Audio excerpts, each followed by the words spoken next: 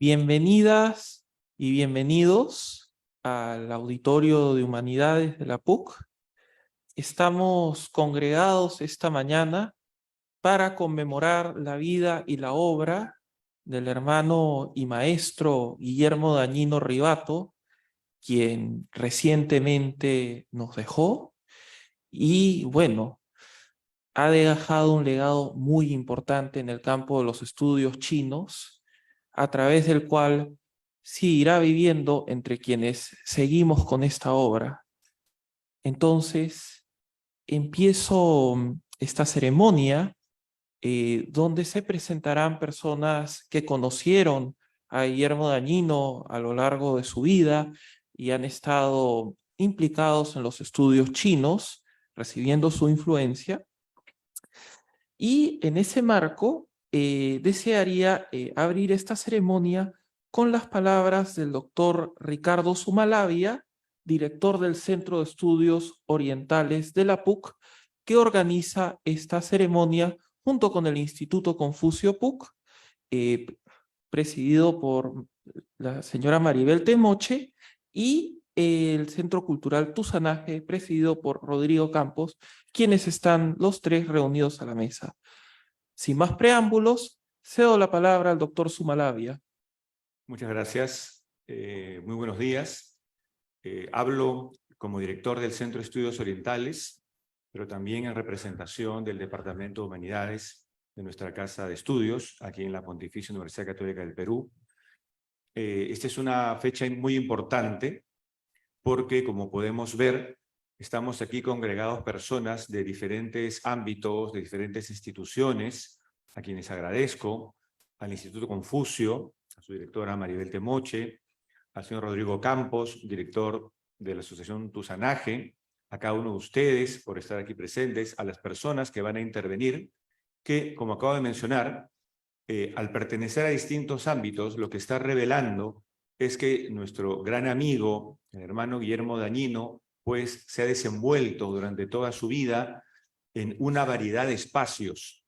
Y en todos esos espacios él ha compartido su conocimiento, su sabiduría, pero de la mejor manera, que es a través de la amistad. Es conocido y reconocido como profesor, como maestro. En nuestro Centro de Estudios Orientales ofreció muchos cursos, nosotros los llamamos seminarios de literatura china clásica, de la lengua china, de la cultura china en general, y sabemos por experiencia que eran unos momentos muy esperados, donde sus alumnos, que luego derivaban en sus amigos, apreciaban todo el conocimiento que Guillermo Dañino nos fue transmitiendo a través de la sutileza de la imagen y nos aproximó a una cultura tan lejana y tan cercana al mismo tiempo, como es la China. De esta manera, era importantísimo poder realizar un evento para recordarlo. Y este no va a ser el único. Sabemos que vendrán muchos más.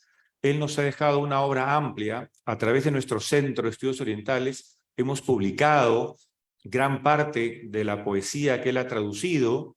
En otras editoriales él también ha dejado su legado, su pensamiento, y nos va a acompañar por siempre. Eso sin lugar a dudas. Sus textos van a ser también materia de discusión, de análisis, de impulso para los más jóvenes traductores que iremos teniendo en nuestro país y en América Latina y en otros ámbitos hispánicos, donde él también es muy reconocido. Entonces, por mi parte, nuevamente reitero mi agradecimiento a cada una de las personas que se han sumado para esta fecha conmemorativa, y les agradezco, y también, por supuesto, agradezco por siempre poder habernos acompañado a Guillermo Dañino, que él está aquí, por supuesto. Muchas gracias.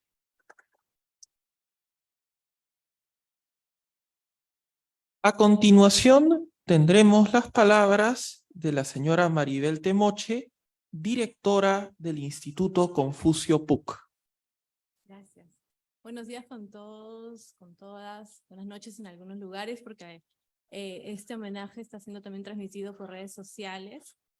Y bueno, muy contento de estar aquí con ustedes y reunirnos para realizar este homenaje póstumo al hermano Guillermo Dañino, que nos dejó el pasado mes de enero, a inicios de este año. Y bueno, a veces muchos consideran la muerte como el fin del ser humano, ¿no? Sin embargo, si ustedes se dan cuenta, la historia nos ha demostrado cómo nosotros, los seres humanos, podemos trascender muchos más allá de la muerte. Y este es el caso de Guillermo Dañino, que a través de su extensa obra va a seguir trascendiendo con nosotros y vivirá y seguirá siendo presente a través de ella. Lamentamos realmente su fallecimiento. Sin embargo, observar que todavía hay mucho por difundir de su obra, ¿no? Nos puede reconfortar, y tener todo eso en material publicado en estos años que dedicó a sus estudios sobre China y diferentes artes, nos reconforta de cierta manera. Desde nuestro Instituto Confucio Puc, institución que dirijo, también buscaremos seguir difundiendo la obra de Guillermo Dañino, ¿no? Es parte de nuestro compromiso en la difusión de la lengua y la cultura china. Y me alegra también saber que Guillermo Dañino también fue homenajeado en vida, ¿no? Siempre se dice, ¿por qué después de la muerte? ¿No? Guillermo fue homenajeado en vida hace unos años atrás también por iniciativa de Tusanaje, y donde también el instituto estuvo presente. Y hoy, a través de estos testimonios fraternos que vamos a escuchar, de personas muy cercanas a Guillermo Dañino, vamos a poder también conocerlo un poco más, porque quizás algunos de nosotros, los que estamos en sala o en las redes sociales, todavía no conocemos todo el trabajo de años que él realizó, y que fue multifacético, ¿no? Y un ejemplo a seguir. Fue un sinólogo, investigó, fue hasta actor, poeta, y maestro. Entonces, espero que todos podamos hoy día irnos con algunos aprendizajes de su vida y de su obra. Agradezco de antemano a los comentaristas de hoy, a Patricia Castrobando, que desde China también va a estar conectada, Isolda Morillo, Jorge Antonio Chávez, Jorge Chang y a Rubén Ta. Así también agradecer a Tusanaje y al Centro de Estudios Orientales de la PUC por sumarse en esta iniciativa, y que seguro no será la primera de muchos homenajes, y de poder comentar más allá la obra de Guillermo Dañino. Muchas gracias.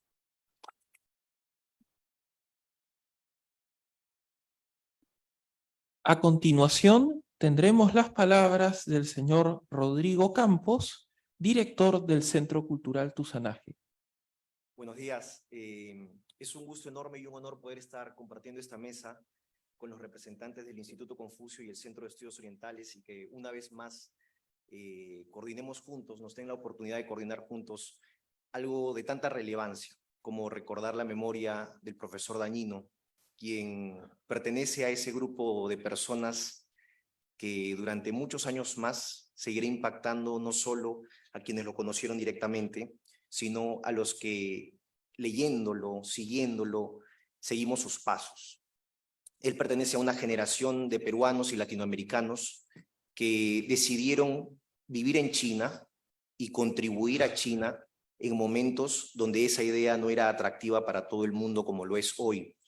Y es uno de los peruanos, de los grandes constructores de ese puente de ida y vuelta en el que habitamos hoy tantas personas. Por eso es importante recordarlo. En efecto, en Tusanaje nosotros tenemos en nuestro logo un puente, por eso, ¿no? En homenaje a todas estas personas que han construido este espacio, que es un espacio dinámico, ¿no? En el mundo globalizado es un espacio en el que vamos y venimos. Y como decía Maribel, es cierto, tenemos el placer de decir que sí, lo homenajeamos en vida, allá por el año 2019, celebrando justamente los 170 años de la presencia china en el Perú, los 70 años de la fundación de la República Popular China. Fue un momento muy especial, donde tuvimos la oportunidad de coordinar, gracias a las gestiones de Jorge Chiang y Carmen Chiang. Jorge va a estar presente más adelante hoy. Y fue un momento muy bonito porque ya a su avanzada edad, como suele pasar con tantas personas, el gran maestro comenzó también a habitar, o comenzó a habitar entre las nubes negras de la memoria, ¿no?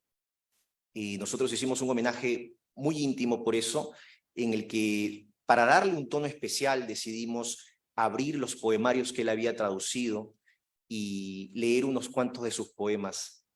Y fue hermoso ver, mientras que varias personas leíamos, cómo el maestro descendía de esas nubes negras a la clarísima lucidez con la que primero comenzó a susurrar cada verso de cada poema que nosotros leíamos y que nosotros estábamos escogiendo al azar.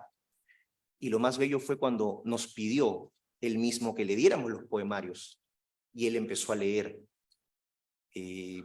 Fue muy valioso cuando justamente su último poema fue un poema de la dinastía Han que se llama Despedida. Fue un momento realmente muy valioso, pero por fortuna fue grabado y queremos hoy día compartirlo con ustedes. Este quizás sea el último poema que leyó en vida en el espacio público el maestro. Así que por favor, si pudiéramos ver ese video.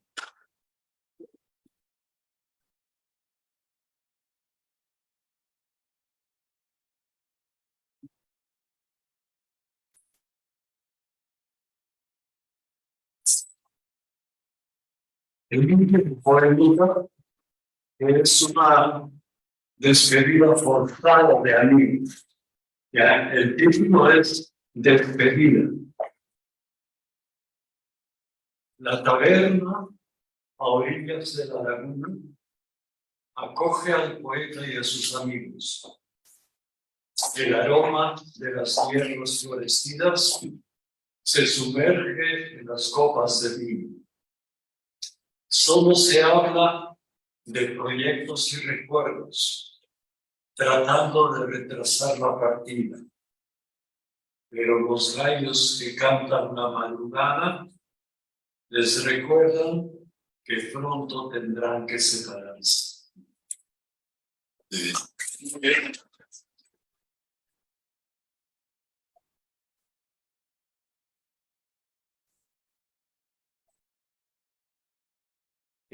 Realmente creo que ha sido muy valioso poder registrar este momento, y lo que tenemos que decirle hoy al maestro es que seguiremos hablando de proyectos y de recuerdos, conscientes del pasado, pero mirando al futuro, pero no va a haber ninguna despedida forzada, porque orgánicamente él seguirá entre nosotros, lo seguiremos recordando y sobre todo su obra seguirá siendo relevante por muchos y muchos años más en tantos sinólogos y traductores. Muchas gracias al maestro.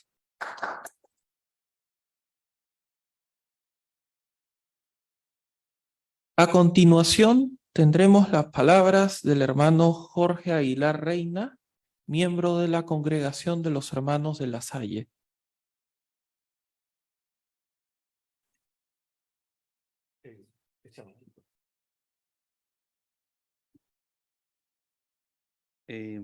Buenos días con todos y con todas. Gracias por la invitación.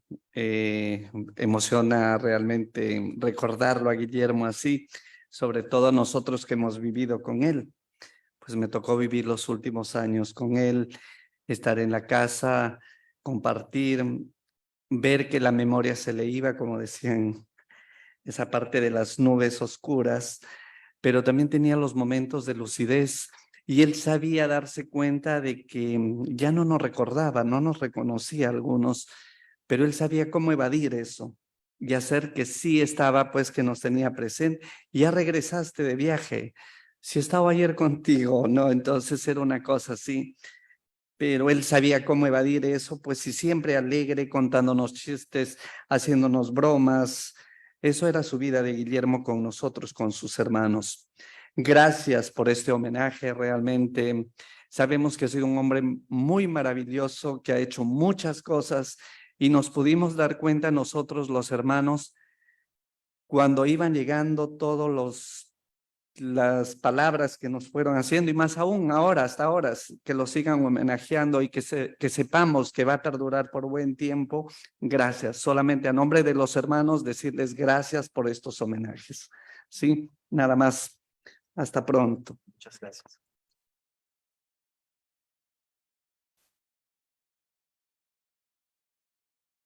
continuación, tendremos desde Beijing el testimonio de Patricia Castro Obando.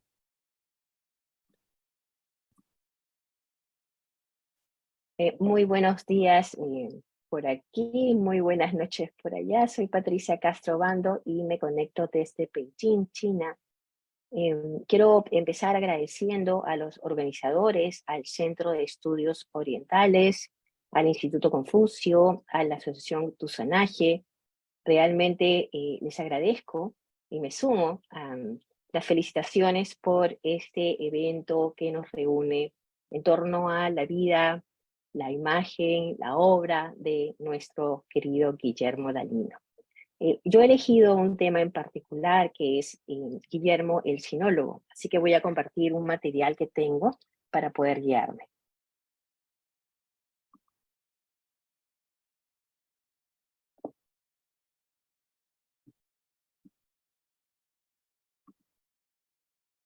Y con ese material quiero abordar 4 puntos en particular, porque tengo entendido que tengo 20 minutos, ¿verdad? Entonces, Guillermo era puntual y le gustaba también la rigurosidad del tiempo, ¿no? Es algo que aprendemos cuando vivimos en China. Dedicaré entonces estos 20 minutos más o menos a el aspecto sinológico, Guillermo como sinólogo, a su obra, a su libro de memorias y finalmente una propuesta que empezamos a cocinar hace algunos años con Guillermo. En realidad yo se lo propuse y creo que hoy es el momento de compartirlo también con todos y todas en la sala. Empecemos entonces con sinología, porque cuando pensamos en Guillermo, pues lo primero que pensamos es en el Guillermo sinólogo, ¿verdad? Pero ¿qué define a la sinología y qué define a Guillermo como sinólogo, ¿no? Guillermo decía que la base de un sinólogo era el idioma y la cultura para abordar los estudios chinos. No, muchas veces conversamos sobre este tema, ¿no? Sentía que la etiqueta de sinólogo pues era demasiado grande y también porque tenía un excelente humor, ¿no? Decía que hoy por hoy todo el mundo se llama sinólogo y sinóloga, ¿no? Yo tuve muchos reparos en utilizar ese título con Guillermo, pero bueno, esta es una condición para abordar los estudios chinos, ¿no?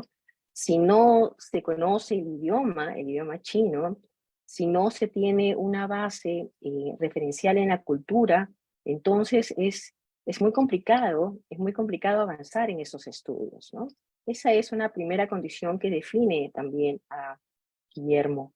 Y un segundo punto que quiero aquí compartir, porque estamos en casa, ¿no? La Católica, nuestra casa, ha publicado 9 libros en el fondo editorial PUC como parte de 2 colecciones muy bellas, la colección Manantial Oculto y la colección Orientalia, ¿no? Del fondo editorial. La colección Manantial Oculto a cargo del profesor Ricardo Silva Santiesteban y la colección Orientalia a cargo del profesor Ricardo Sumalabia. Y quiero también mencionar aquí al profesor Ricardo González Vigil, con quien Guillermo dictó su primer curso, que no tenía que ver con China, pero que él lo recordaba muchísimo, ¿no? Yo en algún momento también creo que le dije o mencioné, ¿no? Guillermo, 3 Ricardos en tu vida.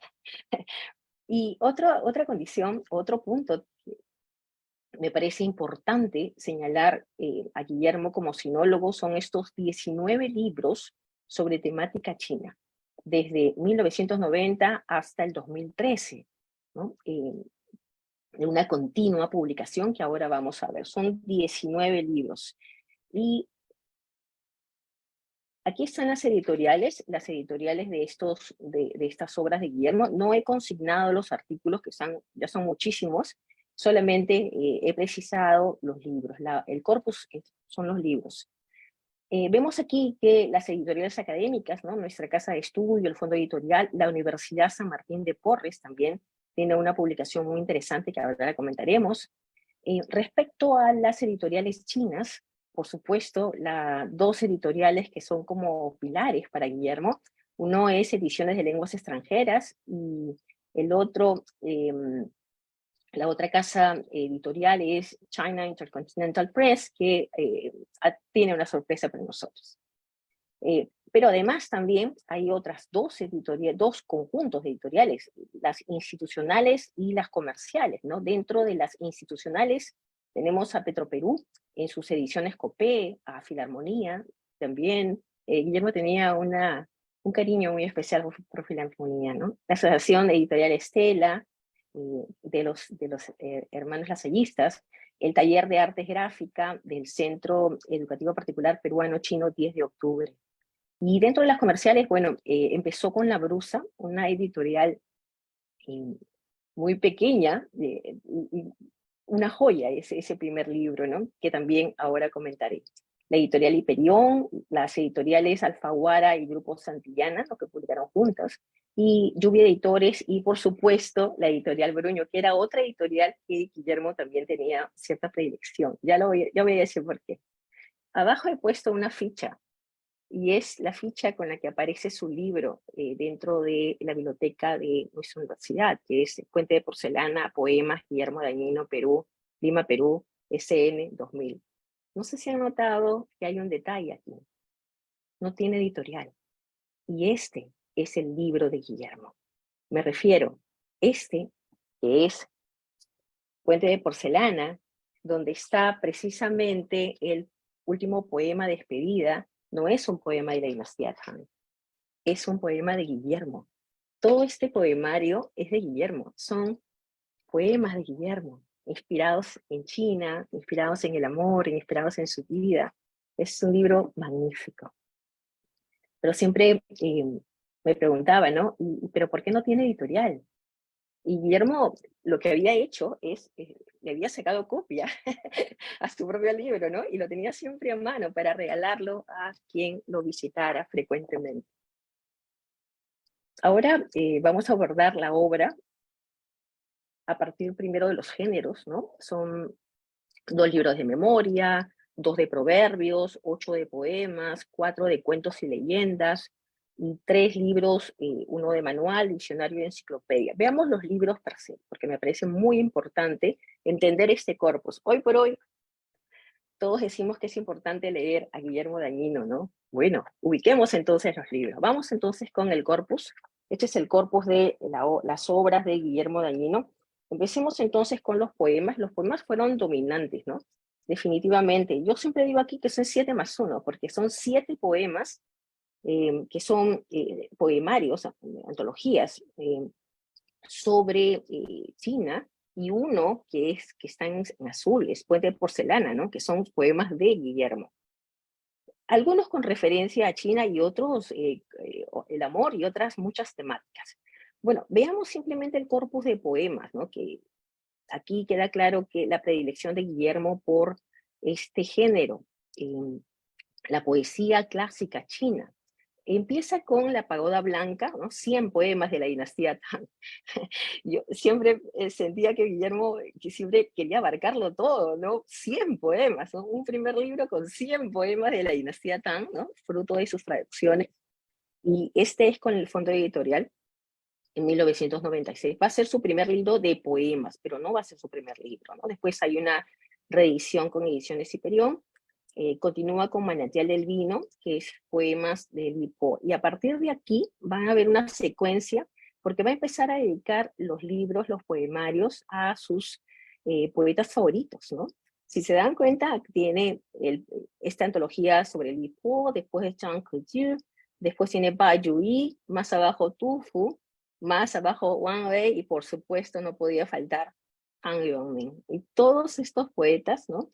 Son personajes que no solamente diestros en la poesía, sino son verdaderas personalidades, ¿no? Con vidas sumamente interesantes, incluso díscolos.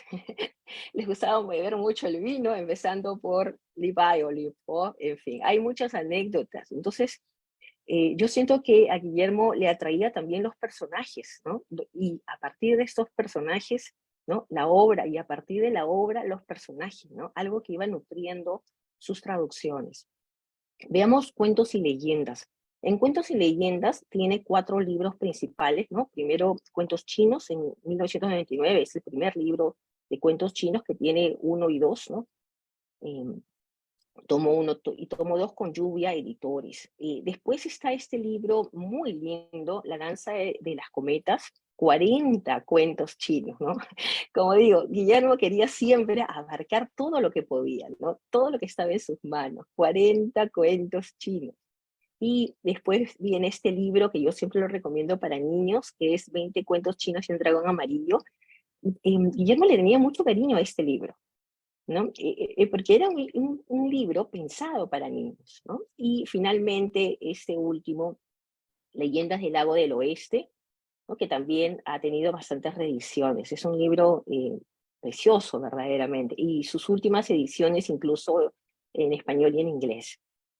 Respecto a Memorias, él empieza todo este corpus, lo primero que va a escribir va a ser desde China, un país fascinante y misterioso. En 1990, con Editorial La Brusa, apenas regresa al Perú. Este libro va a tener reediciones también con Petroperú en el 2002 y con China Intercontinental Press en el 2016-2017. Y un segundo libro de memorias, que es otro libro que es una joya muy interesante para los que les gusta el cine y lo audiovisual, es ¿Y ahora quién soy yo? Experiencias de un actor peruano en China. Y este es con la Universidad San Martín de Porres. Respecto a proverbios, ¿no? Tiene 2 libros de proverbios, El abanico de otoño, proverbios chinos, eso lo hace muy temprano, en 1993, al inicio prácticamente de su trabajo literario dedicado a China. Y después el otro libro, el segundo, es maravilloso, La abeja diligente, 1000 proverbios chinos, 1000 proverbios chinos. Yo siempre remarcaba eso con Guillermo, ¿no? ¿Cuánto has traducido?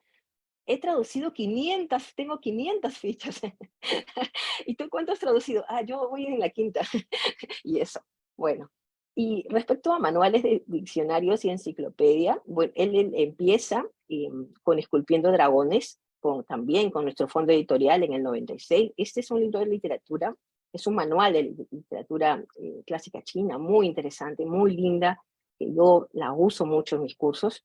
Después, Diccionario Bruño Español-Chino, Avancemos 1 y Avancemos 2. Y también este diccionario yo lo recomiendo siempre para las personas que recién se inician en el chino.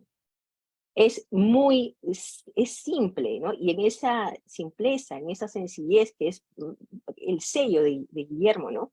Uno empieza a amar realmente al idioma. Y finalmente, Enciclopedia de la Cultura China con Editorial de Ediciones de Lenguas Extranjeras 2013, ¿no? Que fue la obra que va a resumir todos estos años dedicados a China. Y ahora veamos las memorias, porque esto me parece que es muy importante. Hay algunos aspectos aquí que quiero remarcar sobre las memorias, ¿no? El primer libro dedicado a China fue Desde China, ¿no? Esta es la primera versión de Desde China. Después, como dije hace un momento, va a haber una segunda y una tercera versión. Editorial La Brusa, con quien publica este primer libro Desde China, Un país fascinante y misterioso, ¿no? Después viene esta segunda edición Desde China también, Un país fascinante y misterioso, pero ahora con Petroperú en las famosas ediciones Copé de lujo. Y esta es la sorpresa, que es la tercera edición, y esa tercera edición de su primer libro en 3 idiomas, en español, en chino y en inglés. El proyecto se lanza a fines del 16, pero en realidad ha ido entre el 17 y el 18, ¿no? Entonces, en China se distribuye estos 3 libros de Guillermo, que en realidad son ediciones de su primer libro. Quiero recordar algunas cosas aquí, algunos puntos interesantes. Este es el primer libro de Guillermo y es el libro más personal de Guillermo, porque es el libro que él escribe a la vuelta de China, después de su primera estancia en China. Y es un libro sumamente emotivo, es casi un diario de viaje. Fue su primera obra dedicada a China en 1990 y, como dije, hay versiones en otros idiomas. Es el libro que tiene más versiones y más ediciones también, ¿no? Ahora, el título completo es Desde China, un país fascinante y misterioso. Y yo me he puesto a pensar que quizás en esta segunda parte, ¿no? Un país fascinante y misterioso, se encuentra la clave del amor que tenía Guillermo por este país tan fascinante como misterioso, para un extranjero que intenta conocer el reino del centro, consciente que avanza desde la periferia. Porque Guillermo la tenía clara. Guillermo sabía que el trabajo con China era un trabajo de pasitos, ¿no? Y que uno empieza desde muy lejos y que se va acercando, pero muy lento, y muy lento, y muy lento. Y cada capítulo de este libro es una hermosa estampa, ¿no? De este primer descubrimiento, yo le llamo un primer enamoramiento, ¿no? Amor a primera vista que tuvo Guillermo con China, ¿no? Y la primera línea, en la primera línea de este libro, cuando lo abrimos, encontramos que hay una dedicatoria y dice, descubrir China desde dentro constituyó para mí una revelación. Son 28 secciones que van a cerrar con el capítulo titulado Amistad, ¿no? Y esto ya lo viene anticipando desde el prefacio de este libro, la calidad de las personas que encontré, la riqueza de sus tradiciones culturales y la belleza natural y artística están en el origen de mi fascinación. ¿Por qué no compartir lo vivido? De esta necesidad nació desde China. Palabras de Guillermo. Y aquí viene mi propuesta. Bueno, algo que yo le propuse a Guillermo muchas veces, pero que nunca lo hicimos, pero que ahora creo que hay que hacerlo, ¿no? Esta es mi propuesta y esta foto tiene para mí un significado muy, muy especial, ¿no? La cátedra Guillermo Dañino. Esta foto se la tomé en Beijing en el 2013 cuando vino, aquí está con su libro, ¿lo ven? Con su libro Enciclopedia, ¿no? Vino a presentar Enciclopedia, todo lo grande. De hecho, Enciclopedia fue presentada en la Biblioteca Nacional de China y cada ejemplar se regaló a cada uno de los asistentes.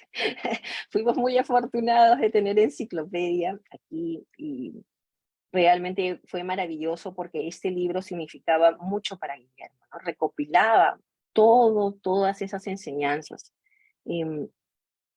Y yo muchas veces le dije a Guillermo, Guillermo, tenemos muchos libros, ¿no? Porque yo decía tenemos, porque yo siempre he sentido que los libros de Guillermo también son míos, ¿no? Los colecciono, los he leído, los he releído, él me los ha regalado. A veces se olvidaba y me volvía a regalar otro libro. Y yo lo guardaba, por supuesto, ¿no? Y, y yo le decía, Guillermo, tenemos muchos libros, ¿no? ¿Por qué no tenemos una cátedra Guillermo Dañino donde utilizamos estos libros, ¿no? Y con estos libros eh, enseñamos literatura china, ¿no? Yo te ayudo, ¿no? Tú eres el maestro, yo soy tu asistenta, ¿qué te parece, no? Pero no había mucho tiempo porque Guillermo quería dedicar casi todo el tiempo a traducir, a escribir y a publicar. Guillermo siempre estaba escribiendo. Y siempre me preguntaba, ¿y tú qué estás haciendo? Y me daba vergüenza responder, ¿qué estoy haciendo? Porque siempre Guillermo tenía un proyecto, ¿no? Por eso propongo hoy la cátedra Guillermo Dañino para utilizar las obras de Guillermo y adentrarnos al conocimiento de China, ¿no? A Guillermo le gustaba mucho citar este proverbio chino. San Renxin, Piyo, Yo Bien. Camino con dos personas. Una tiene que ser mi maestro. Guillermo Dañino abrió camino, iluminó con sus conocimientos, compartió su experiencia y ahora nos invita a cruzar el puente de porcelana. Buena estadía en la Casa de los Dragones, querido maestro. Muchas gracias.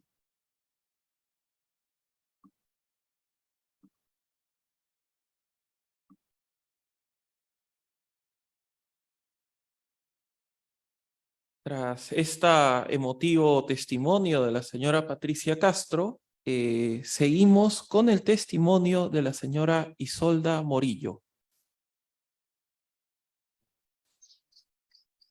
Sí.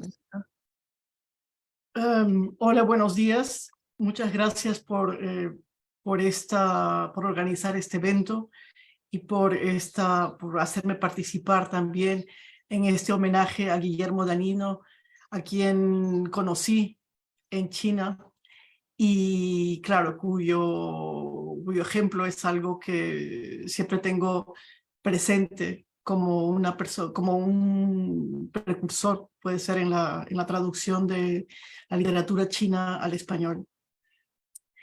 El tema que quería tocar hoy es Guillermo Danino, Catay, y el libro Catay y la sociología de la traducción. Y quería citar aquí a uno también, a uno de los precursores también de la traducción de la poesía clásica china, que es Ezra Pound, y su libro Catay. Ezra Pound tiene una frase que dice a la larga, y estoy parafraseando porque es una frase un poco más larga, pero es algo así.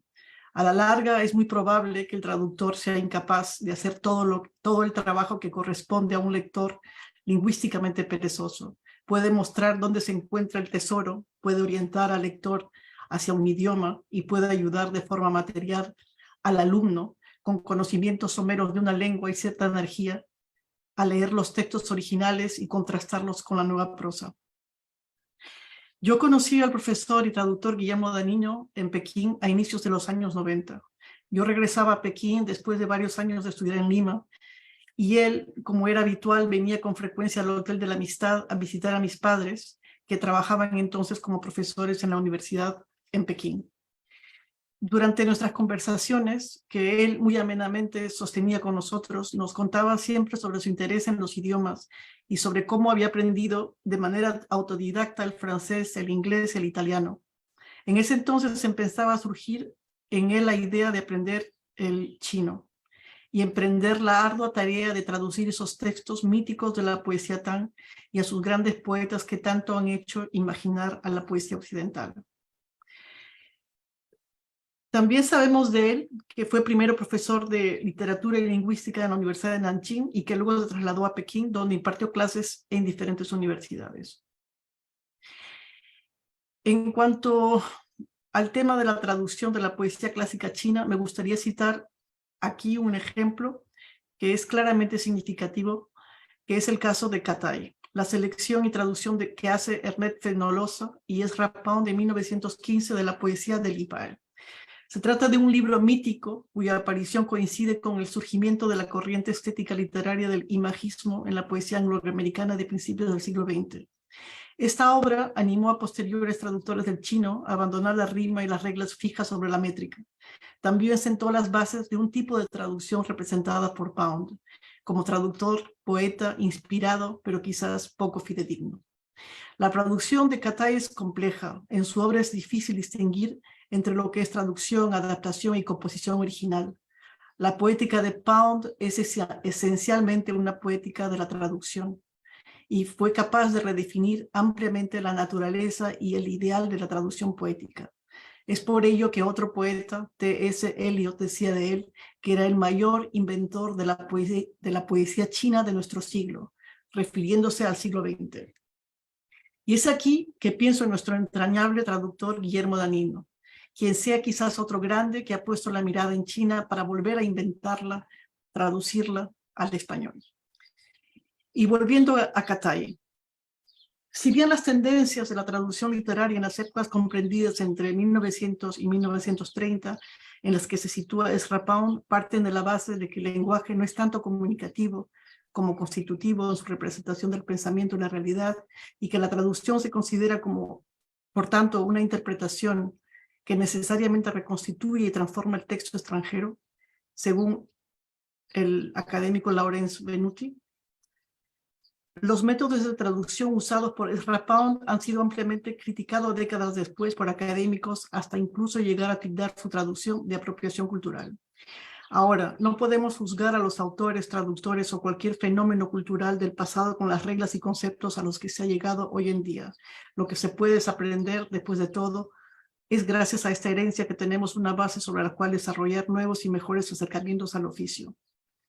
Y volviendo aquí a nuestro querido amigo traductor erudito Guillermo Danino, pienso que entre sus grandes contribuciones está su gran dedicación y el haber incrementado el interés por la sinología en América Latina, un continente con el que China mantiene innegables y crecientes lazos comerciales, pero cuya influencia no se refleja en los estudios sinológicos.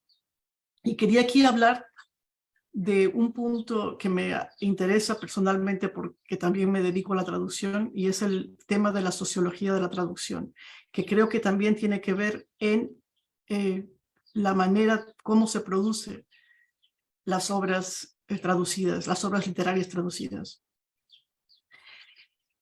La labor de la traducción literaria está restringida por múltiples factores. Giselle Shapiro, una socióloga especializada en la sociología de la traducción, plantea que para comprender la traducción como práctica social y como vector de intercambio cultural internacional es necesario reintegrar en el análisis a todos los actores, individuos e instituciones que intervienen en ella.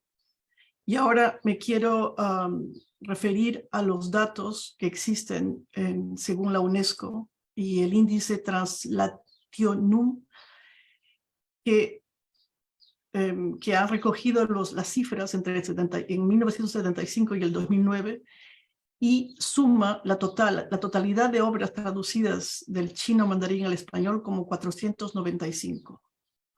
La información de esta base de datos, si bien no está actualizada, ya que no figuran en ella las traducciones posteriores al 2009, sin embargo nos indica la escasez del intercambio en esta combinación de idiomas, ya que las cifras para las traducciones del español al chino tampoco son más elevadas.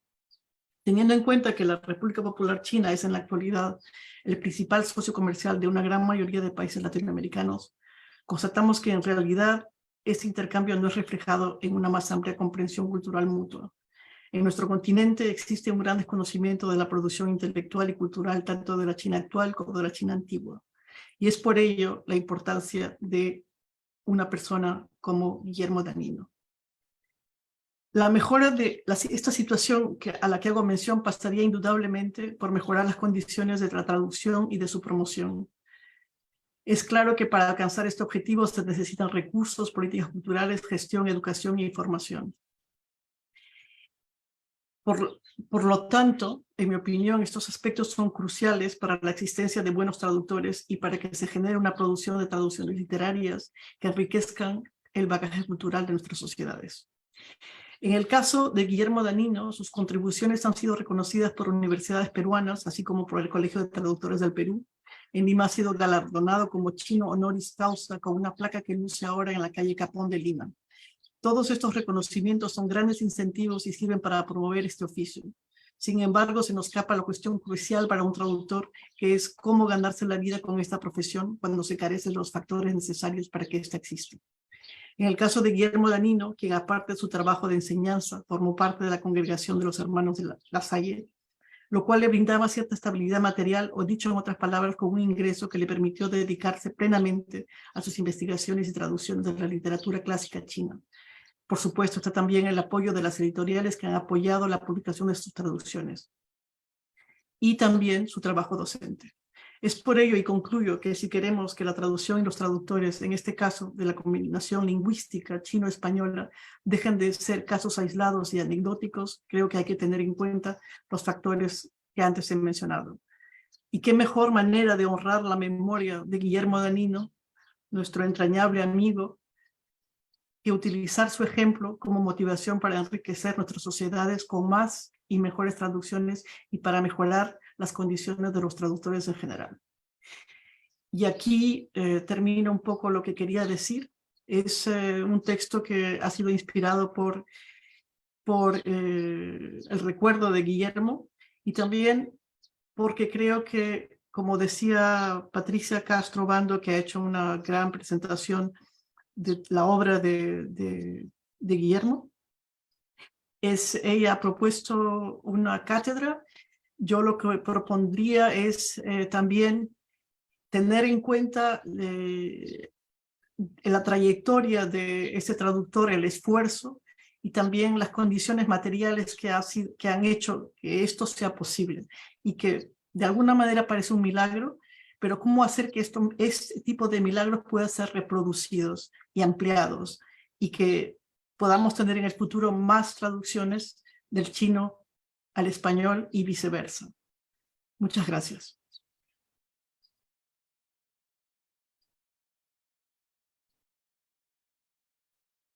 A continuación, pasando a un formato presencial, tendremos el testimonio del señor Jorge Antonio Chávez Bazuelos.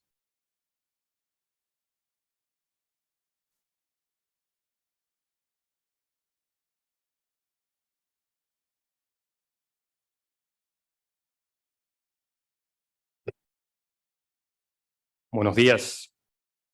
En primer lugar, quisiera agradecerle al CEO, al Confucio de la PUC y a Tusanaje por la invitación y por celebrar la vida y obra del maestro Guillermo Dañino, una de esas presencias queridas e imperecederas para quienes lo tuvimos como maestro y amigo.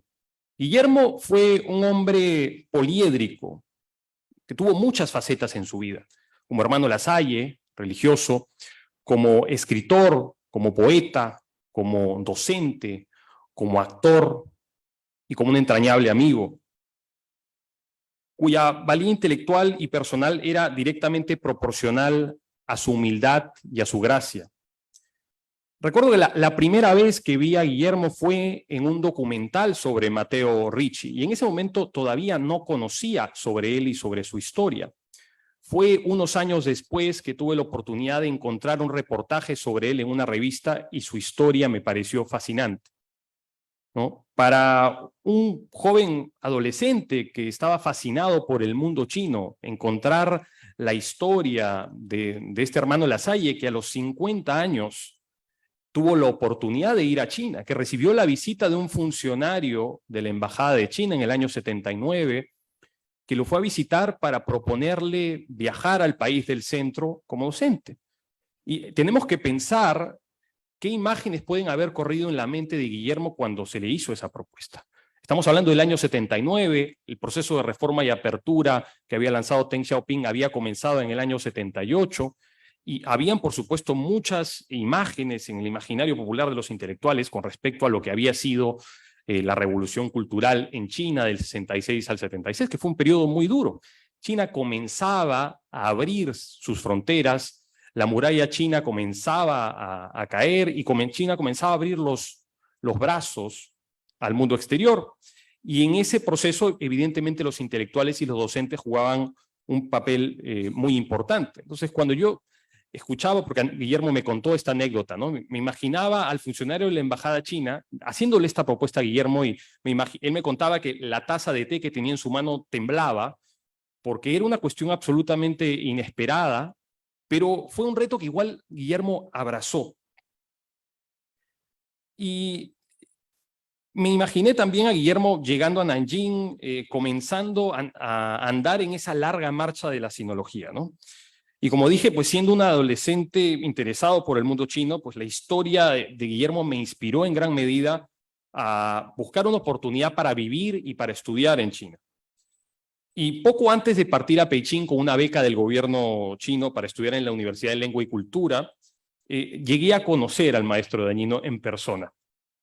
Y Guillermo me dio una serie de consejos, me pidió que por favor le escribiera cuando estuviera allá, me dijo que estuviéramos en contacto para encontrarnos allá.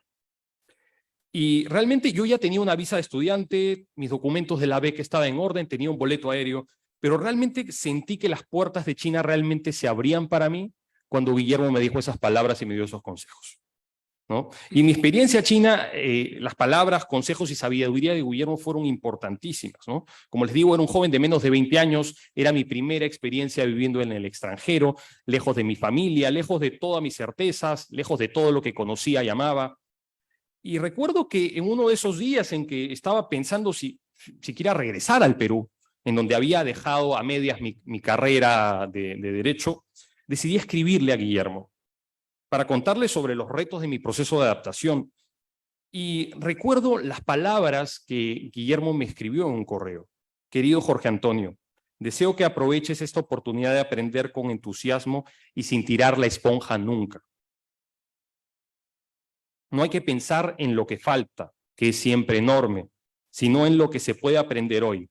Y un día te sorprenderás porque sabes hablar, leer y cantar. Se refería al chino.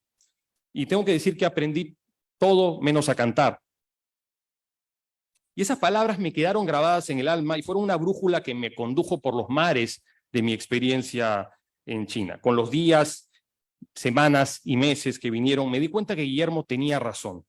Mientras que los caracteres chinos comenzaban a cobrar sentido, la gran muralla que me separaba de China se convertía en un puente que me uniría a ella de manera irreversible.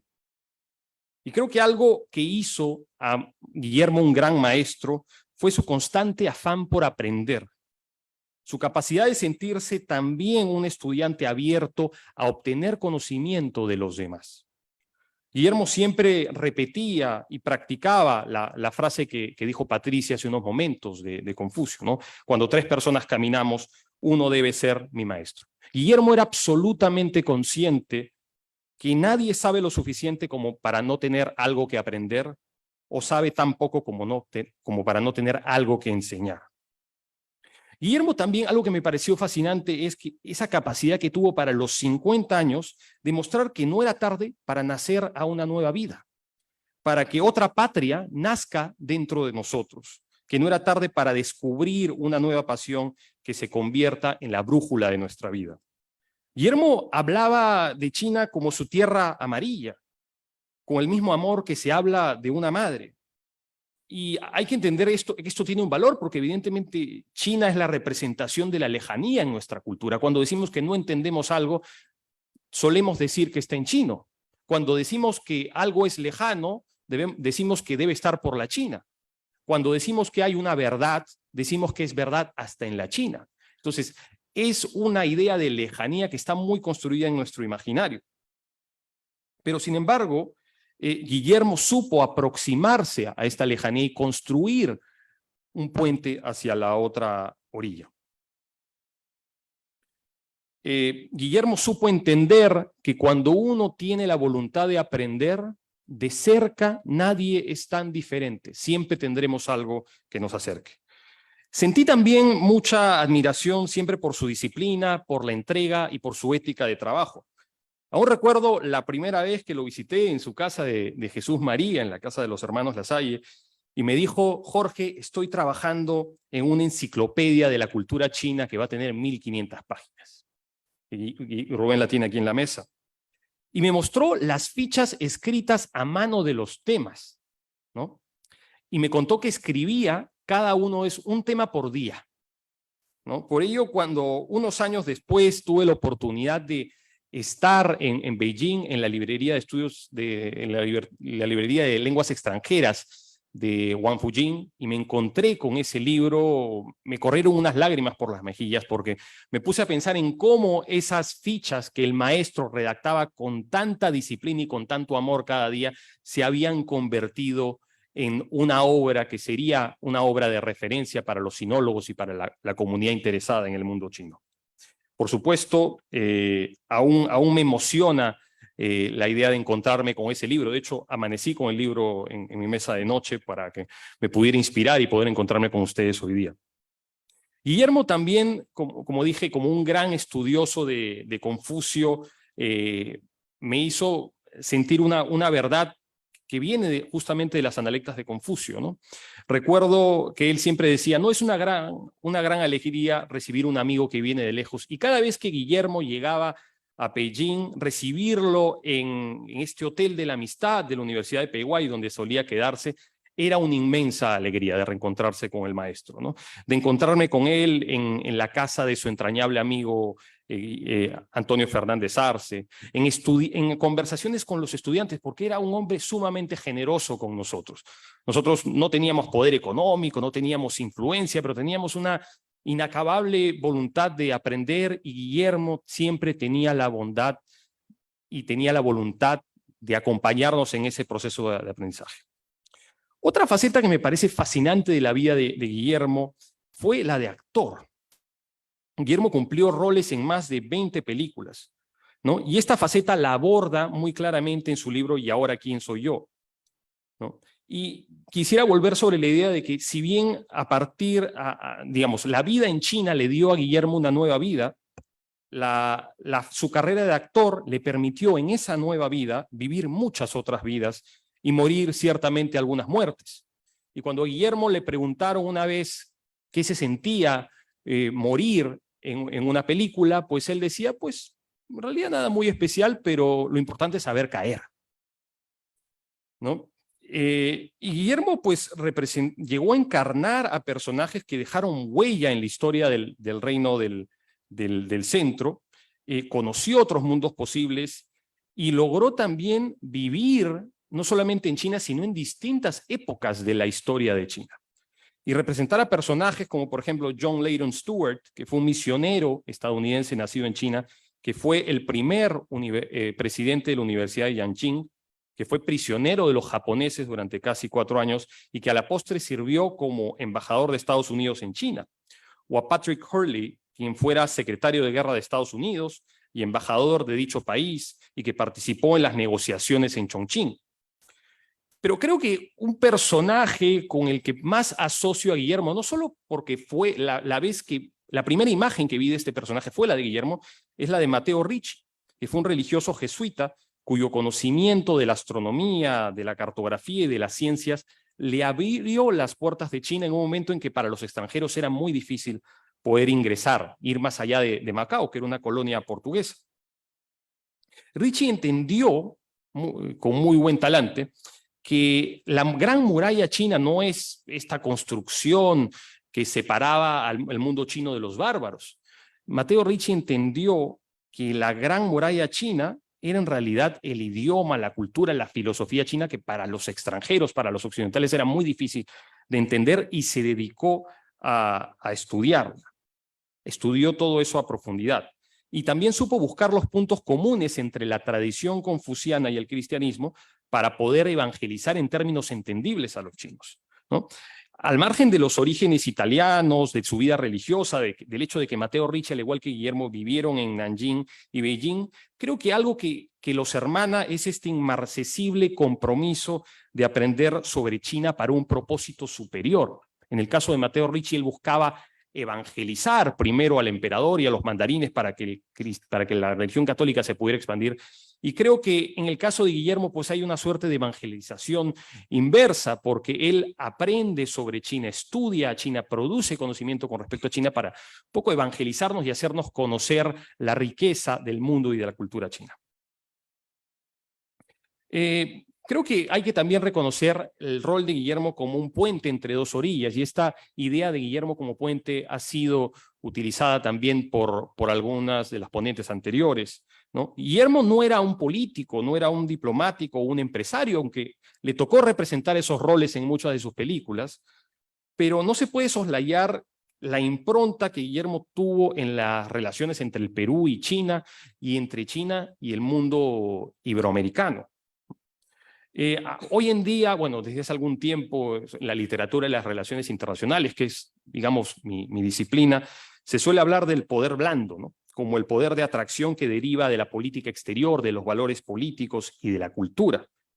Y hay que decir que la obra de Guillermo, su labor de docencia fortalecieron el poder de atracción de China de cara al Perú y a la región y construyeron un puente de doble vía. Por sus valiosas contribuciones, Guillermo recibió la condecoración del Ministerio de Relaciones Exteriores José Gregorio Paz Soldán, quien fuera canciller y organizador del Servicio Diplomático de la República a mediados del siglo XIX.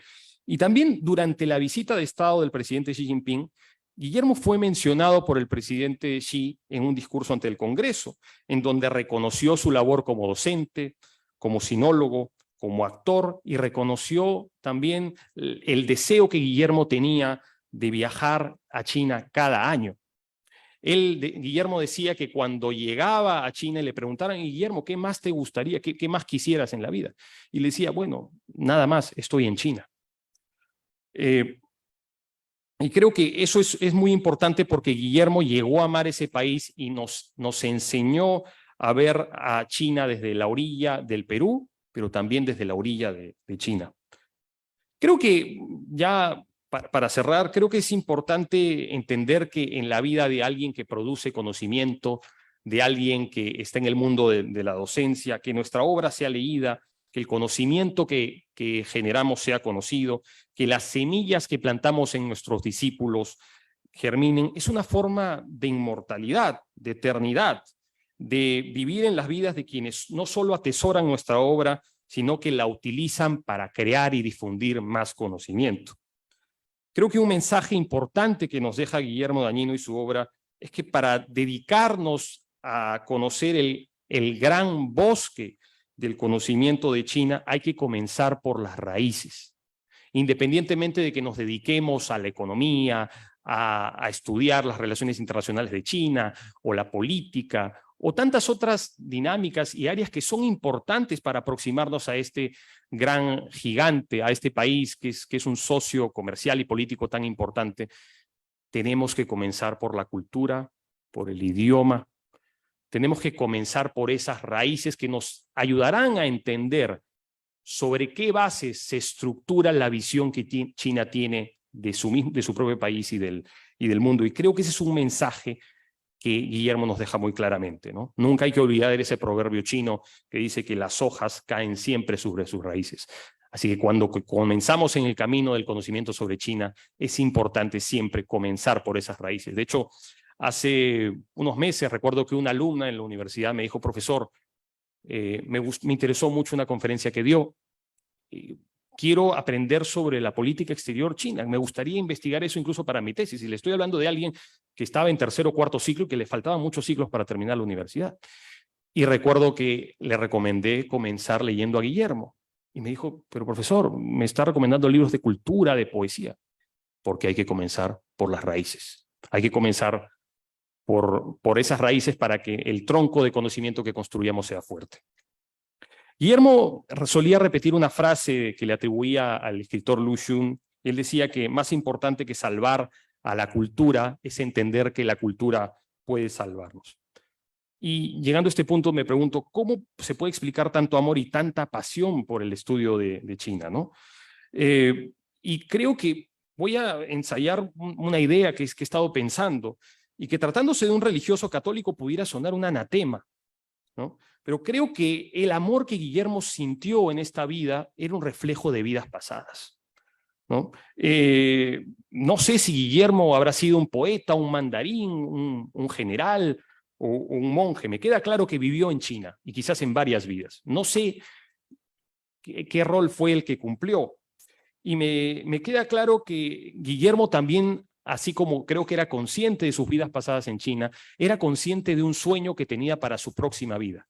Quería nacer en China para poder aprender el idioma y la cultura china desde mucho más temprana edad, ¿no? Desde los 50 años, para poder producir más conocimiento, para poder inspirar a más personas, para poder difundir esa cultura que tanto amaba. Esa cultura china, ese corpus de conocimiento, se convirtió en una nueva patria viva para él y por eso él deseaba volver a China para nacer ahí en su próxima vida. Y pues no sé si ese anhelo se pueda cumplir, espero se cumpla, pero si se cumple, el único deseo que yo pudiera tener de cara a esa próxima vida, que también me gustaría compartir con Guillermo, es que pueda volver a ser mi maestro y que pueda volver a ser mi amigo. Muchas gracias.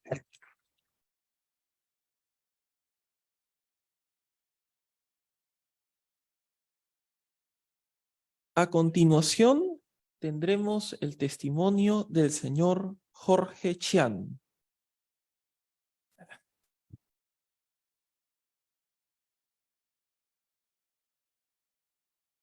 Bueno, buenos días con todos. En primer lugar, agradecer a la Asociación Tutanaje, al Centro de Estudios Orientales, al Instituto Confucio de esta universidad, por haberme ofrecido, escogido para presentarles a ustedes una charla sobre Guillermo Dañino, ¿no?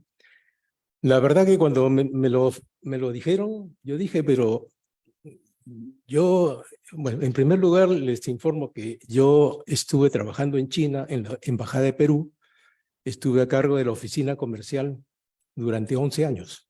Entonces conocí mucho de Guillermo cuando viajaba, y el último año que estuve en China, tuve el gusto de trabajar con el embajador Gonzalo Gutiérrez, que acá se encuentra presente, ¿no? Y hemos compartido muchas experiencias también con Guillermo.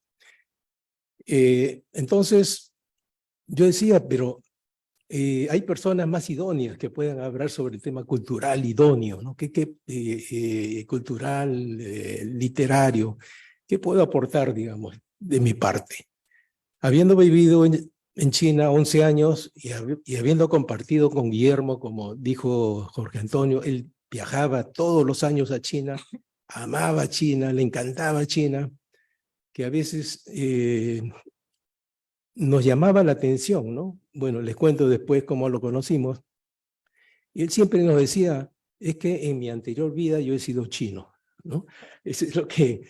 Y bueno, se supone que también si es correcto la reencarnación, él le gustaría ser chino nuevamente, ¿no? Y elaborar un poco más, a pesar de que él no tenía sangre china, ¿no? Como yo lo tengo, por ejemplo, pero yo veía que él sentía más pasión por la cultura china que uno mismo. Quizá porque, bueno, yo he estado trabajando en otra área, ¿no?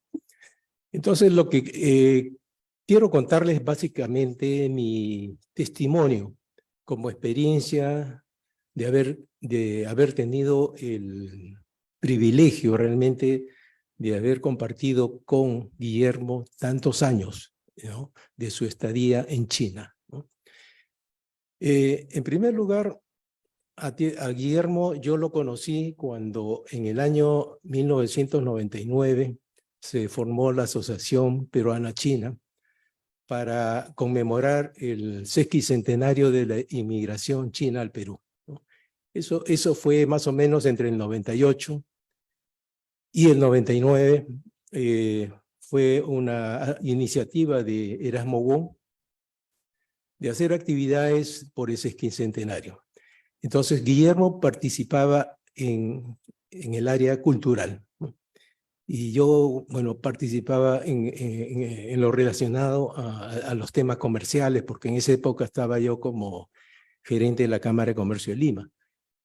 En ese tiempo no tuvimos mucha oportunidad de compartir, porque el tiempo era tan corto que cada comité se encargaba de organizar sus propios temas. Por suerte, fui seleccionado para trabajar al siguiente año, en 2001, en la embajada, a cargo de la oficina comercial. Entonces, desde ahí sí ya empecé a tener un poco más de contacto con Guillermo, porque él hacía lo posible y lo imposible para ir todos los años a China, ¿no? Entonces, cuando la primera vez que tuvimos un contacto en China y ya tuvimos un poco más de relación amical, la primera impresión que nos dio a mi esposa y a mí, ya teniendo una relación más cercana, era su don de gente, ¿no? Su caballerosidad, su transparencia. Era un hombre así abierto, o sea, uno lo sentía una persona, pero una muy buena persona, ¿no? Y por eso también nos llamaba la atención la primera vez decir, oye, Guillermo, ¿cómo así te interesa tanto la cultura china, no? Y ahí es donde nos dijo y nos repetía muchas veces que en su anterior vida debería haber sido chino, ¿no? Bueno, entonces, él también tenía un muy buen amigo que muchos han conocido, que es Antonio Fernández Arce, que es un periodista y escritor que ha escrito también sobre China. Y en la época que China estaba muy cerrada y el comunismo se veía un poco raro acá en el mundo occidental, él estuvo apoyando a China en la difusión de la información o revistas chinas en idioma español, ¿no? Él como periodista, bueno, traducía y editaba, ayudaba a redactar las revistas en idioma español. Entonces, se conocían pues perfectamente, ¿no? El señor Arce vivió como 50 años en China y muy reconocido por el gobierno chino, incluso por su labor de apoyo en los momentos difíciles. Y lo primero que hacía Guillermo era su contacto más íntimo, ver a Antonio Fernández. Y Antonio Fernández, bueno, también nosotros lo conocimos en Beijing, hicimos una bonita amistad, y cada vez que venía Guillermo, Antonio nos decía, oye, Guillermo está acá, vamos a cenar con él. Ah, perfecto. Nos íbamos y nos reuníamos, ¿no? Y así fuimos desarrollando una amistad cada vez más profunda. Con Antonio Fernández, Guillermo, pues, se bromeaban, ¿no? Los dos eran ya un poco mayor que yo, y entre ellos se decían, oye, abuelo, ¿no? Entonces, se bromeaban que uno tenía más edad que el otro. Bueno, eran muy buenos amigos, se hacían chistes, etc. Disfrutamos realmente mucho de la amistad de ambos, ¿no?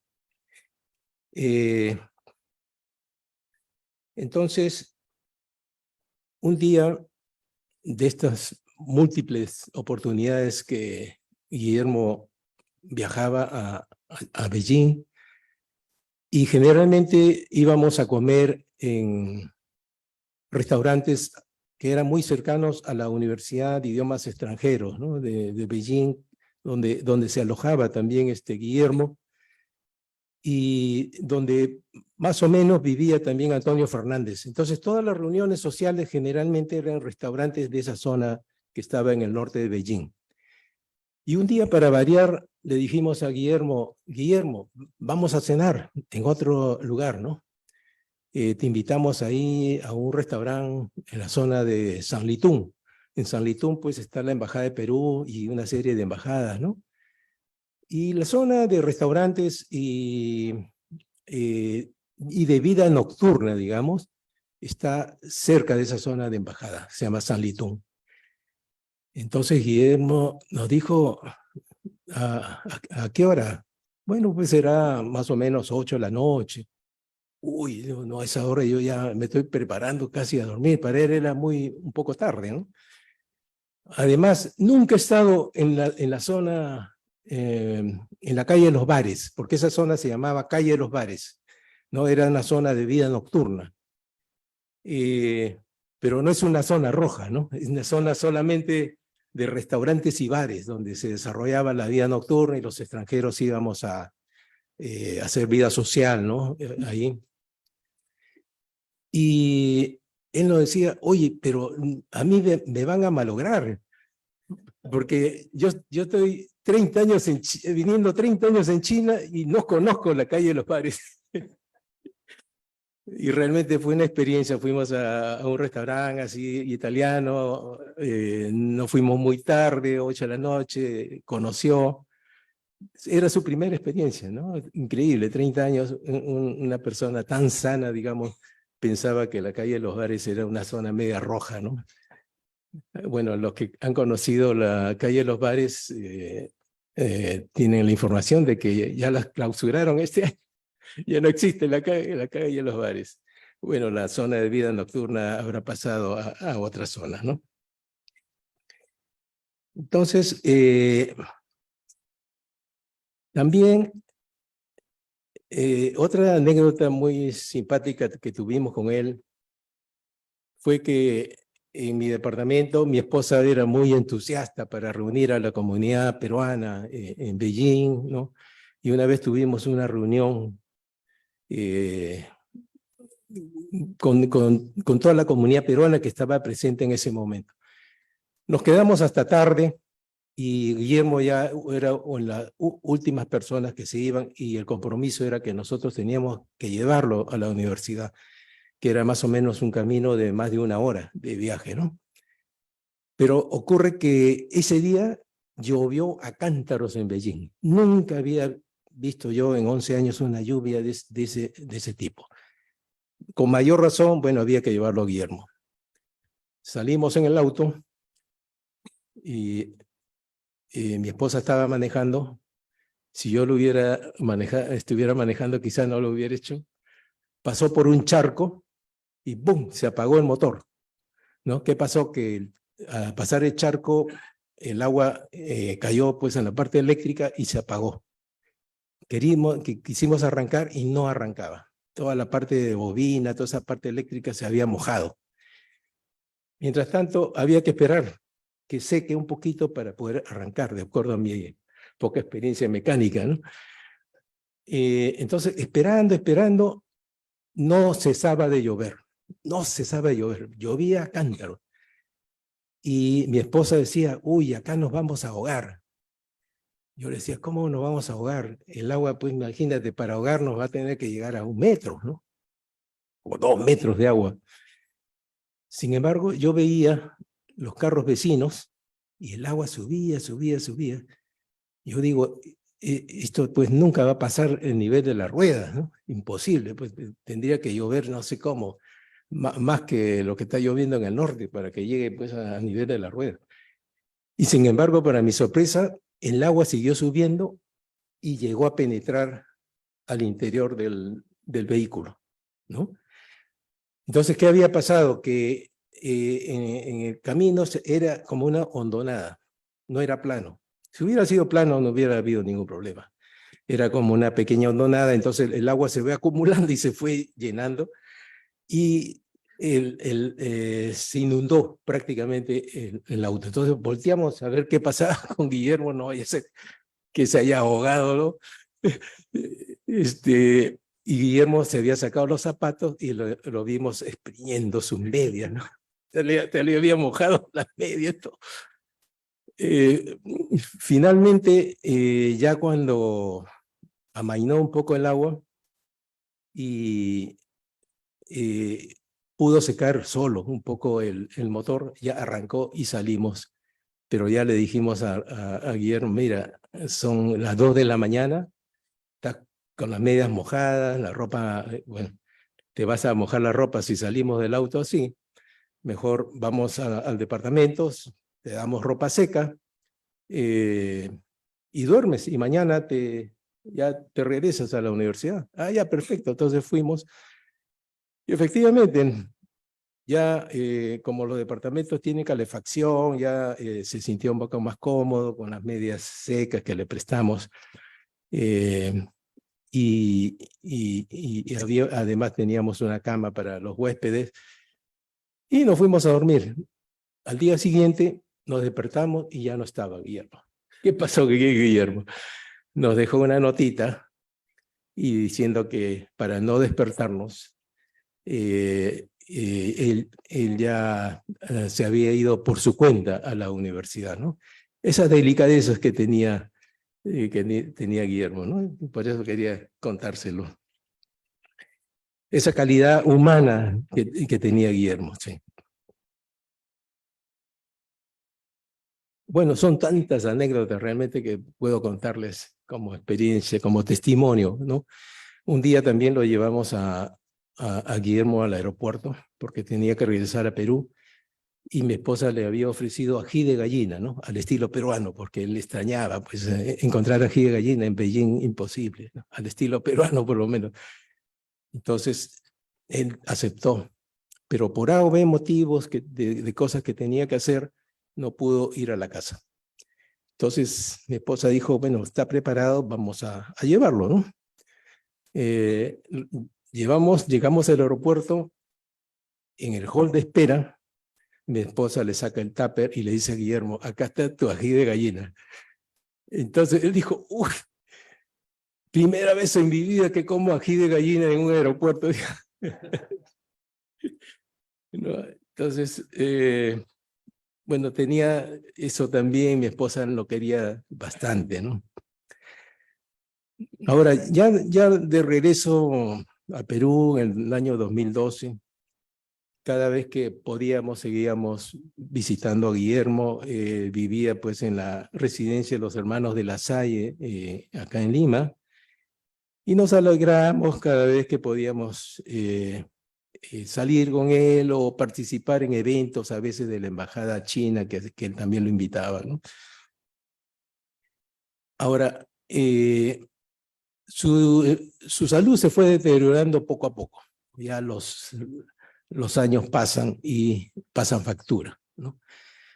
Entonces, el año 2019, entre los amigos que estábamos en Lima y que los conocíamos, pensamos hacerle un homenaje, ¿no?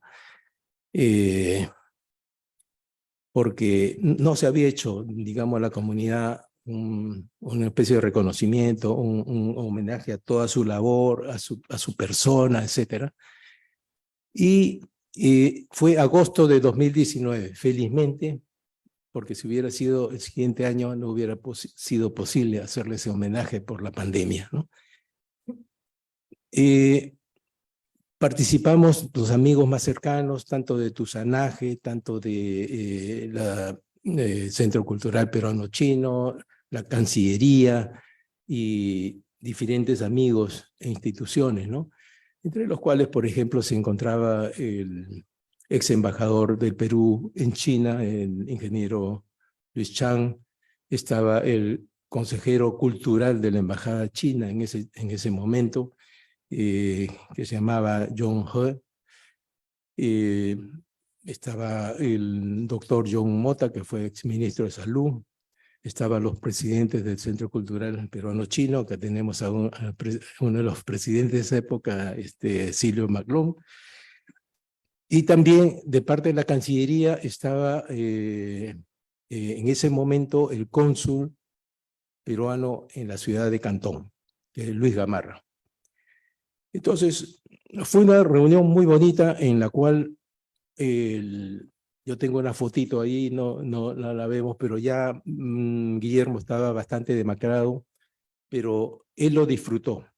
Sintió la amistad que teníamos con él, el cariño que teníamos con él. Incluso algunos de los presentes recitaron algunos de sus poemas y él en su emoción también se puso él mismo a recitar uno de sus poemas, ¿no? Fue una reunión realmente muy, muy bonita, muy emotiva, muy amical, y él estuvo contento y feliz, rodeado de todos sus amigos que lo estimaban y lo querían, y le expresaron pues su importante aporte cultural que él ha realizado entre el Perú y China. Entonces, ya vino la pandemia, hemos estado casi 3 años aislados, lamentablemente ya no lo pudimos ver, falleció en ese periodo. De todas maneras, nos quedamos con los muy gratos, en nuestro caso, y muchos de ustedes, los muy gratos recuerdos que hemos vivido y experimentado con él, ¿no? Y hemos sentido pues su siempre sincera y transparente amistad. Y conocido su cariño por China, prácticamente como su país adoptivo, ¿no? Aparte del Perú. Muchas gracias.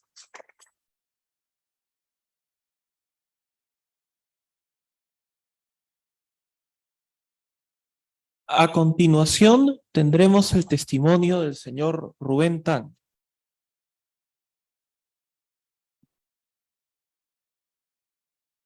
Bien, muy buenas tardes. En primer lugar, quisiera agradecer al Instituto Confucio de la Universidad Católica, al Centro de Estudios Orientales y al Centro Cultural Tusanaje por esta gentil invitación para participar en este homenaje póstumo a nuestro gran amigo Guillermo Daniño, ¿no?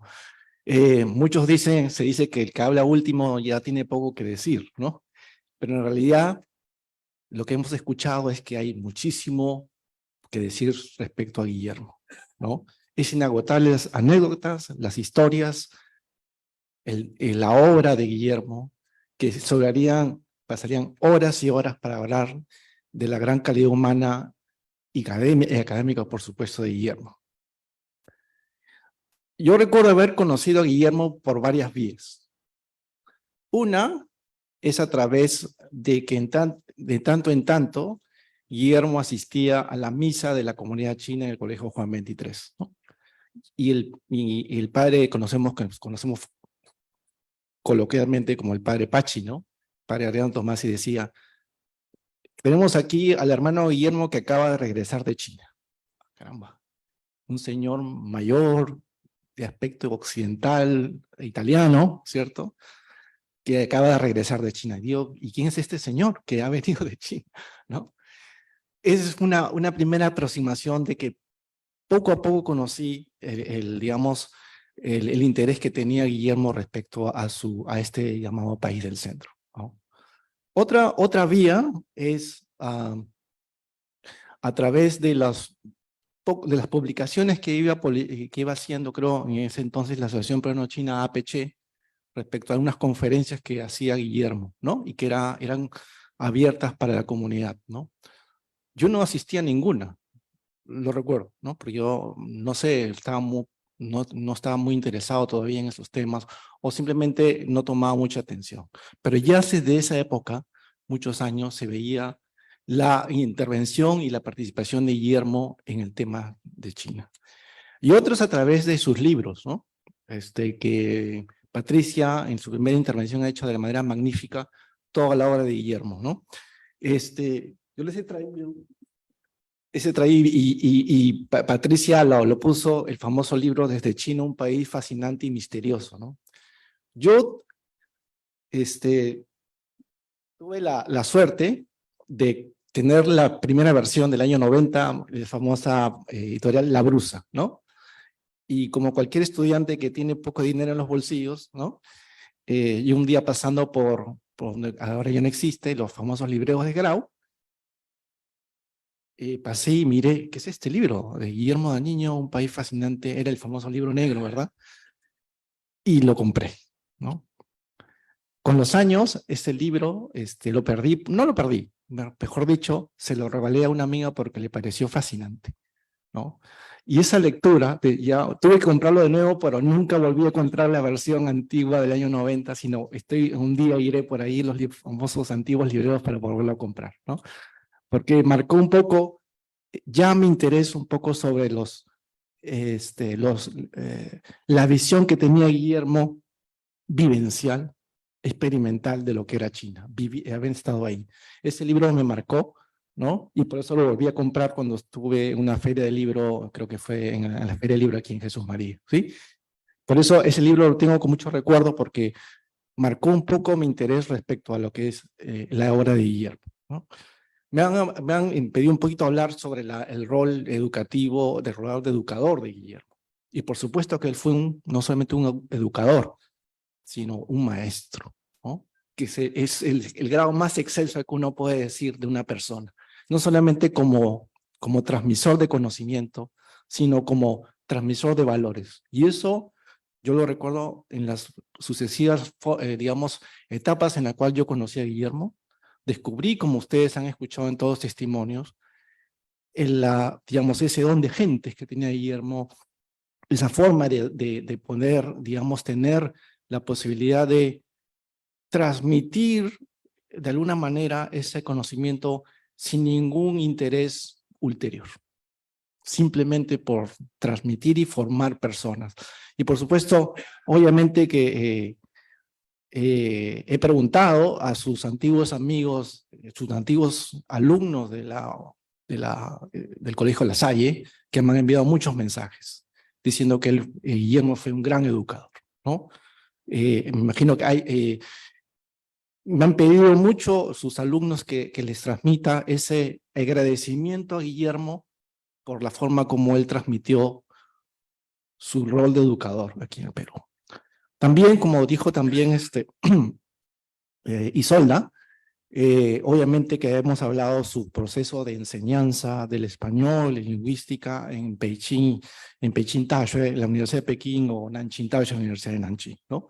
En esa universidad, por supuesto, él marcó también durante sus muchos años en China su calidad como profesor, ¿no? Universitario, ¿no? Y por supuesto, voy a hablar posteriormente sobre la forma como él enseñaba, porque para mí también fue muy, muy interesante.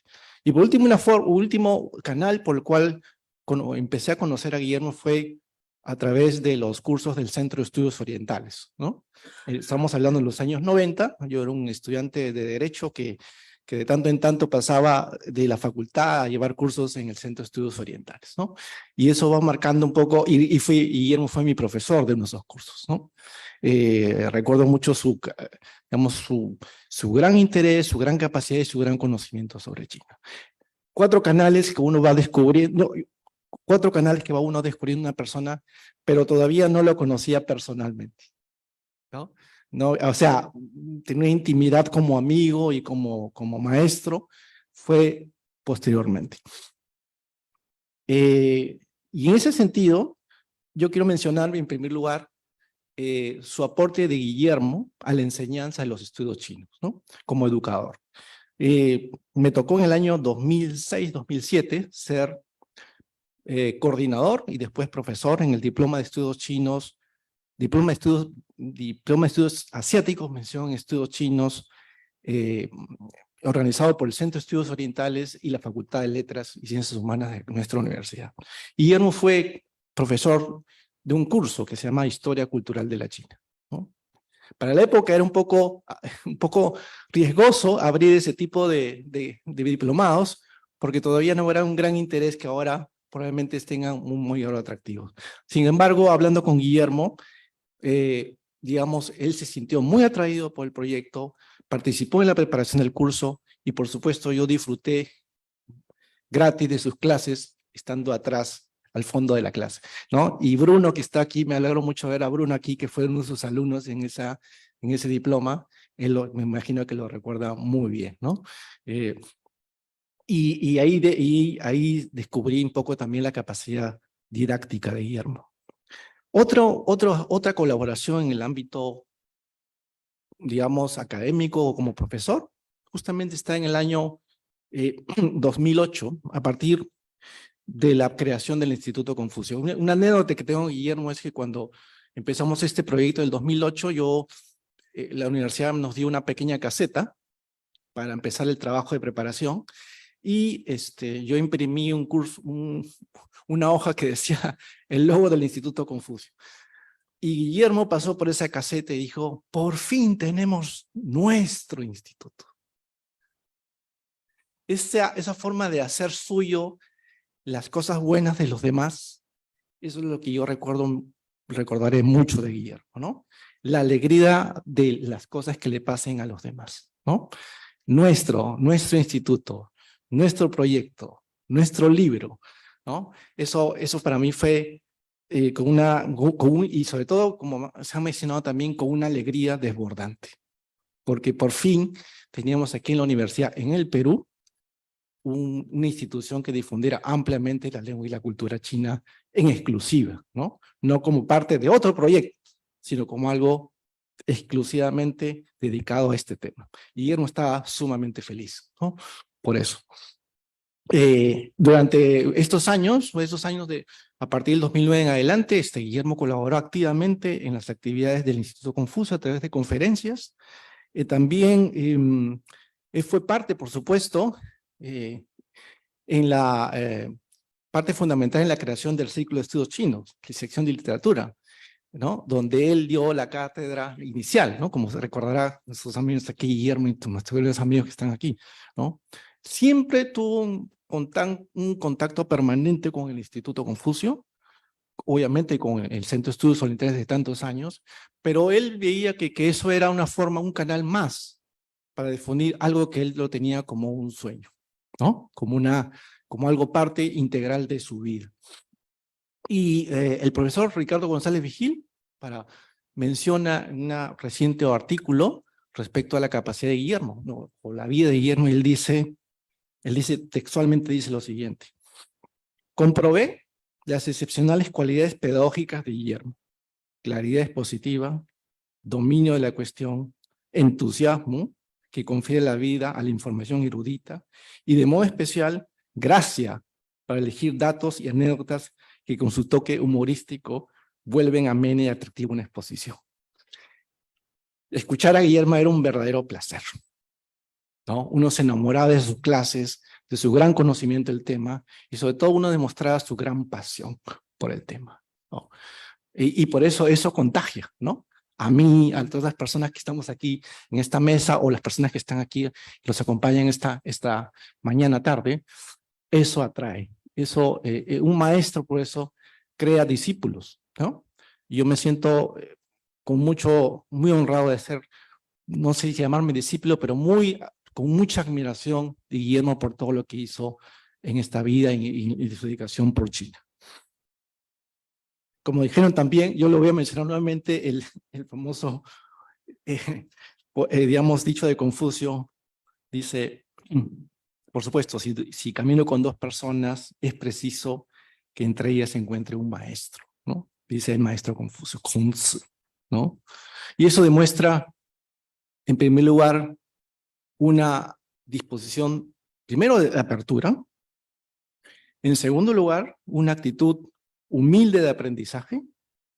En tercer lugar, un reconocimiento de un hecho importante de las relaciones humanas, que todos tenemos que aprender y que lo que importa es saber recibir, ¿no?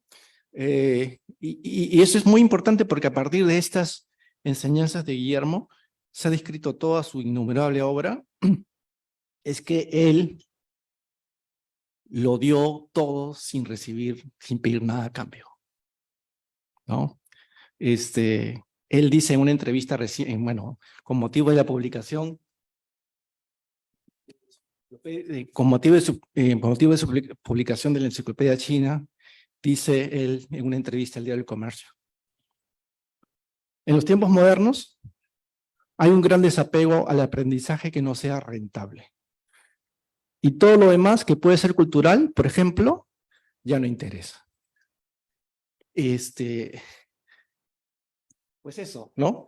Como dijo también personas que me han antecedido, hay que buscar formas, financiamientos para poder seguir difundiendo este tipo de cosas que para algunos no es rentable, pero sí, como dijo también Jorge, forman a la persona, y sobre todo en el caso de los temas chinos, sea la relación que se establezca, sea comercial, político, cultural, el conocimiento de la lengua y la cultura es fundamental.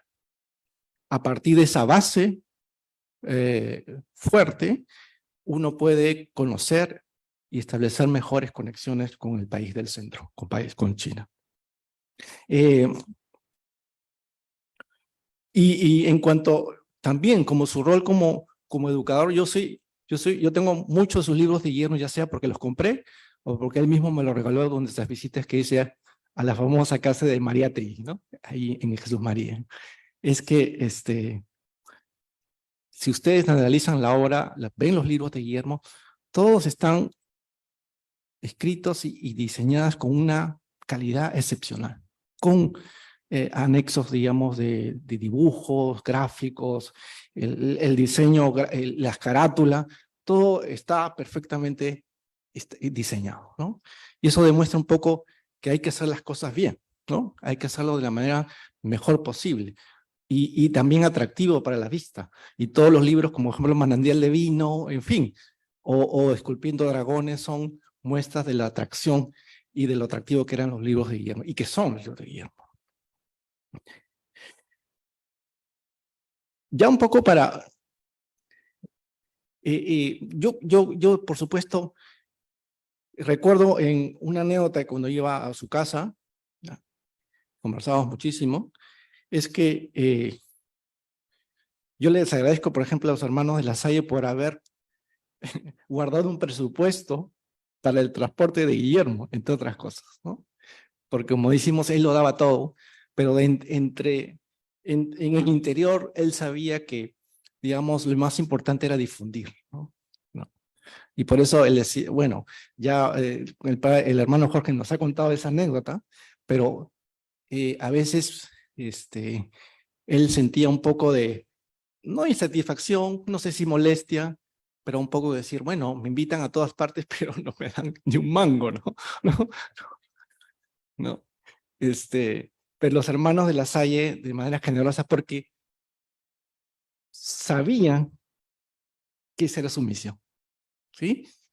Esa era su misión, ¿no? Él decía que era un mal religioso, que no era bueno, pero bueno, él sí lo era, ¿sí? Entonces, por eso esa anécdota me llamó mucho la atención porque el agradecimiento nuevamente a la congregación porque pudieron conocer a Guillermo en tantos lugares, en tantos espacios de difusión cultural. Dice Guillermo, la vida me ha enseñado primero que hay que darle sentido. Es decir, definir cuál es la razón por la cual has nacido. Y como yo tengo fe, creo que Dios soñó para mí algo que ni se me hubiera ocurrido pensar. 2 puntos, China. Pero para eso me tenía que probar. Hay un proverbio chino que dice, si el cielo quiere castigar a alguien de manera dura, primero lo premia para ver cómo actúa cuando está feliz. Y si el cielo ha destinado a alguien algo muy hermoso, primero lo prueba para ver cómo se comporta en ese momento. O sea, tenía clarísimo lo que Dios le había dado como misión a Guillermo en esta vida. Finalmente yo quisiera concluir con 2 cosas que he escuchado también aquí. Estoy muy de acuerdo con la formación de esta cátedra Guillermo Dañino. Sería interesante a nivel de la universidad trabajar ese tema porque debería realce un poco al recuerdo, a la trascendencia de Guillermo en los estudios sinológicos en el Perú y en América Latina. En segundo lugar, muchas personas me preguntaban, ¿y dónde puedo comprar los libros de Guillermo? Y le decía, ya no hay, ¿no? Entonces, lo ideal sería ver la forma de cómo volver a publicarlos, ¿no? Y volver formas, y lamentablemente en esos tiempos, los 90, quizás no eran las formas de marketing de libros que existe ahora, pero ahora existen los ebooks, etcétera, ¿cierto? ¿No? Sería una forma también de rendir homenaje y que más personas, ¿no?, conozcan de manera mucho más amplia la obra de Guillermo, lo que escribió. Pero está también lo que dejó en vida y que no se pudo publicar, ¿no? Entonces, sería interesante conocer y hago la petición a los hermanos de La Salle que pudiéramos ver aquellas publicaciones que no pudo publicar. Yo no lo pude traer. Guillermo, unas visitas a su casa, él me regaló un machot de un libro que dijo, ojalá que alguien lo pueda publicar, ¿no? Era sobre cuentos chinos, pero no se pudo. Pero él siempre era como se ha mencionado en su estilo didáctico, ordenado, ponía los libros que iba escribiendo, los imprimía y los ponía en su estante, ¿no? Entonces habría que ver y revisar no solamente los libros que publicó Guillermo, sino los libros que no pudo publicar y sería interesante publicarlos. Eso sería un gran homenaje a Guillermo por todo lo que hizo digamos, durante su paso aquí con nosotros. Y finalmente, yo creo que sería muy, muy importante que seguir de alguna manera, como dijo Isolda, seguir promocionando la mayor difusión de los estudios sinológicos en el Perú, la traducción de mayores autores chinos al español y viceversa, ¿no? Eso sería también un homenaje a Guillermo. ¿Por qué? Porque él durante tantos años publicó obras clásicas, autores tan renombrados al español y con una calidad de traducción impecable.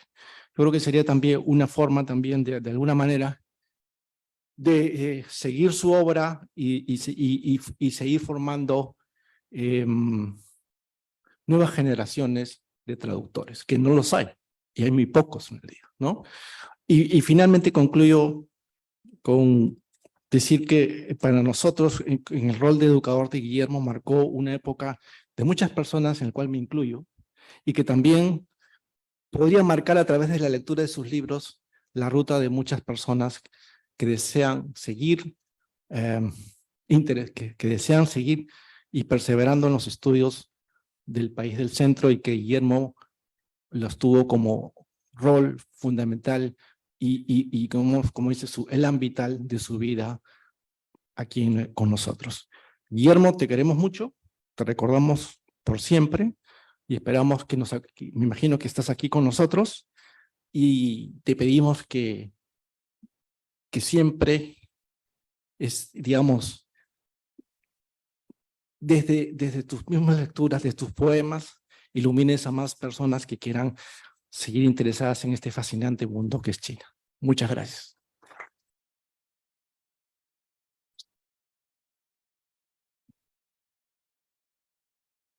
Muchas gracias a todas y todos por su asistencia y atención. Hemos visto una serie de testimonios de personas que conocieron en vida a Guillermo Dañino y podemos ver que fue una persona muy versátil, como un caleidoscopio. De alguna manera se puede decir que en sus 90 años de vida vivió muchas vidas y a la vez. Y de alguna manera sigue aquí entre nosotros por su legado intelectual y por la inspiración que nos ha dado para seguir adelante en la larga senda de los estudios chinos. Sin más, agradezco nuevamente la participación de todas y todos en este sentido homenaje al maestro Dañino.